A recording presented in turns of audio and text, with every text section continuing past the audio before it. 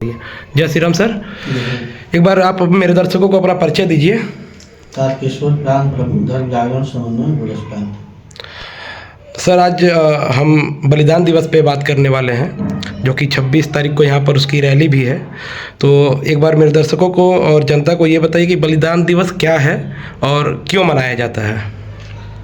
देखिए, हमारे धर्म जागरण में जी बलिदान दिवस जो धर्म जागरण के 3 अनिवार्य कार्यक्रम हैं, रक्षाबंधन, भारत माता पूजन और बलिदान दिवस। बलिदान दिवस का कार्यक्रम हम उन महापुरुषों को बलिदान दिवस मनाते हैं जो धर्म के लिए बलिदान हुए हैं। और आज 23 दिसंबर है जी। आज ही के दिन स्वामी श्रद्धानंद जी धर्म के लिए उनका बलिदान हुए। राशिद नाम का एक व्यक्ति ने, जो धर्मांध व्यक्ति था राशिद, उसने स्वामी श्रद्धानंद जी जो निहत थे अपने आश्रम में, जी बीमार अवस्था में बैठे थे, उनकी हत्या कर दिया। उनकी हत्या इसलिए किया उसने कि स्वामी श्रद्धानंद जी एक ऐसे महापुरुष थे जी जिन्होंने इस हिंदू समाज के बहुत से ऐसे लोग जो भटक करके किसी कारण से मुस्लिम धर्म स्वीकार कर लिए थे, उनको समझा बुझा करके वापस लाने का काम किया था। कांगड़ी विश्वविद्यालय के उन्होंने स्थापना किया था। गांधी जी के हर आंदोलन में साथ में रहते थे। इससे घर वापसी जो उन्होंने कराया था, इससे चिढ़ करके उनकी हत्या हुई, यानी धर्म के लिए बलिदान हुए जी। ऐसे हम उनका बलिदान दिवस के रूप में उनका कार्यक्रम मनाते हैं।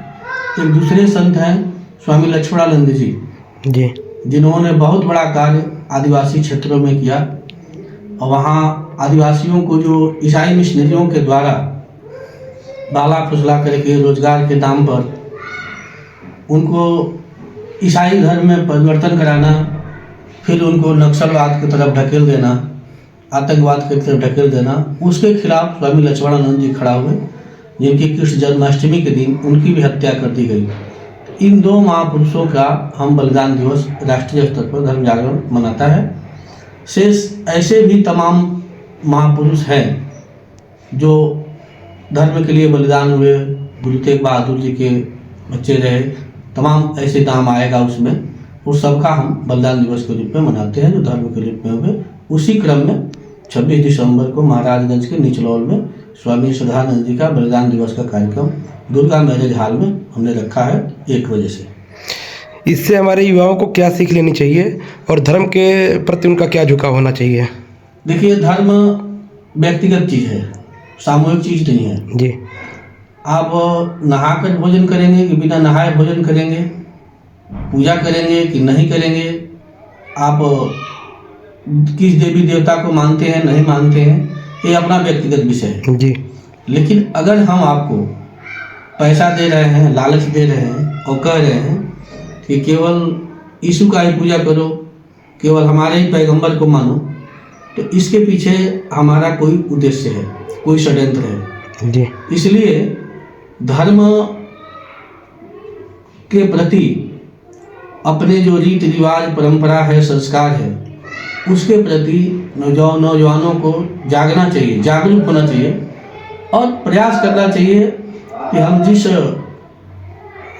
कुल में पैदा हुए हैं, जिस परिवार में पैदा हुए हैं, हमारे बाप दादा पूर्वज सनातनी रहे, हिंदू रहे, तो हम भी हिंदू धर्म और सनातन में ही मरें, हम धर्म परिवर्तन न करें। क्योंकि वास्तव में ये धर्म परिवर्तन के पीछे राष्ट्रांतरण है।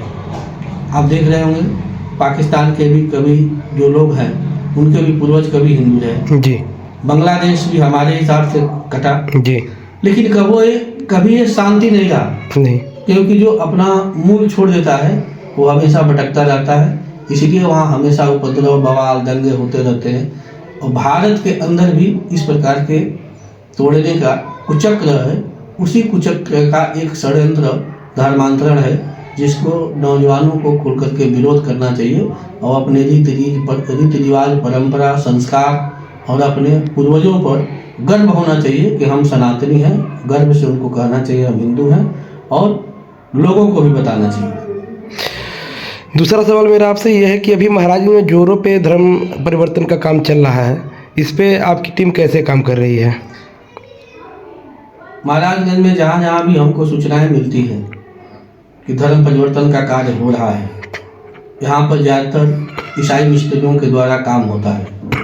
वहाँ पर हमारे कार्यकर्ता जाते हैं, कानून का सहारा लेते हैं। कानूनी रूप से धर्मांतरण करना अपराध है। प्रयागराज हाईकोर्ट के न्यायमूर्ति रहे प्रवीण गिरी जी, उनका एक फैसला आया है आपके महाराजगंज जनपद के थाना सिंदुलिया के जितेंद्र साहनी के मैटर में।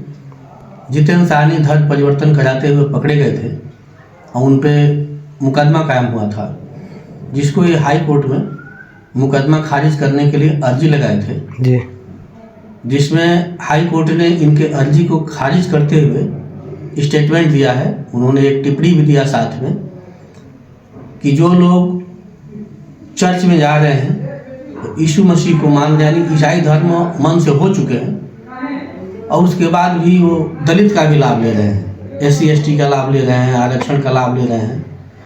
तो उन्होंने अपने टिप्पणी में कहा कि ये धोखाधड़ी है, उनको आरक्षण छोड़ देना चाहिए और उनको कागज में भी ईसाई धर्म अपना लेना चाहिए। ठीक, इस तरह से बने रहना समाज के अंदर विद्वेष फैलाना और धोखाधड़ी है।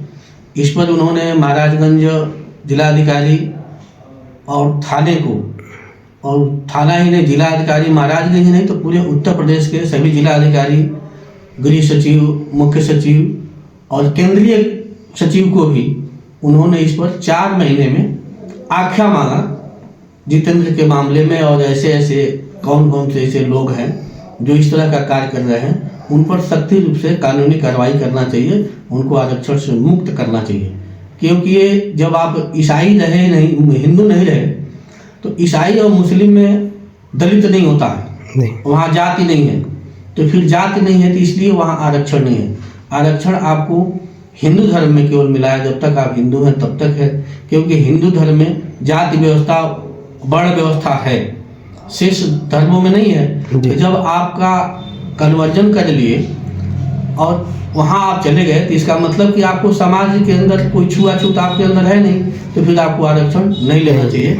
इसलिए उस पर आया था और ये फैसला उनका स्वागत योग्य है। मैं इसको समर्थन भी करता हूँ। इस पर शासन प्रशासन को भी संज्ञान में लेकर के इस पर कानूनी रूप से कार्रवाई करना चाहिए, लोगों को चिन्हित करना चाहिए। तीसरा सवाल आपसे है मेरा कि अभी देश में बड़ा मुद्दा चल रहा है बाबरी को लेकर, तो इस पर एक बार आप बताइए, क्या बाबरी नाम से फिर कोई मस्जिद बनाना उचित है या अनुचित है? एकदम अनुचित है, क्योंकि बाबरी से पहले तो जान लीजिए कि बाबरी कौन था जी। बाबरी कोई योद्धा तो था नहीं। और मैं चूंकि मीडिया को बाबरी की वास्तविकता नहीं बताना चाहता, लेकिन आप खुद गूगल पर सर्च करिएगा कि बाबरी कौन था, उसके विषय में इतिहास पढ़ लीजिएगा। और इस प्रकार का मस्जिद बनाने का ऐलान जो बंगाल में हिमाओं के द्वारा किया गया है, एक राजनीतिक षड्यंत्र है। और इस देश के अंदर जो मसला बहुत दिनों से दब चुका है, समाज उस चीज़ को, बाबरी मस्जिद और राम जन्मभूमि बाबरी मस्जिद का विवाद चल रहा था, उस विवाद को लोग भूल गए हैं। वहाँ भव्य राम मंदिर खड़ा हो गया और समाज का ध्रुवीकरण हो रहा है, हिंदू मुस्लिम की एकजुटता बढ़ रही है, देश आगे राष्ट्रवाद की तरफ बढ़ रहा है, दुनिया में भारत का एक स्थान बन रहा है। उसमें अशांति फैलाने के लिए, हिंदू समाज को बांटने के लिए, भारतीय समाज को बांटने के लिए ये बाबरी मस्जिद के नाम से एक वहाँ मस्जिद कोई हुमायूं है वो बनाने का ऐलान किया है, जो सरासर गलत है। क्योंकि बाबर से हमारा कोई संबंध नहीं है, कोई देश के महापुरुष नहीं है। अगर वो मंदिर बना रहे हैं, कल कोई बाबरी के नाम पर, हमारा तो चले तो हम बाबरी के नाम पर शौचालय न बनवाएं, मस्जिद की बात तो दूर की बात है। इसलिए यहाँ के मुस्लिम समाज को सोचना चाहिए और इसका समर्थन नहीं करना चाहिए, इसका विरोध करना चाहिए कि जो बाबरी बन रहा है वह इस देश के बहुसंख्यक समाज को चिढ़ाने के लिए और राजनीतिक षड्यंत्र के तहत बन रहा है, जिसका प्रतिकार करना चाहिए हर समाज को।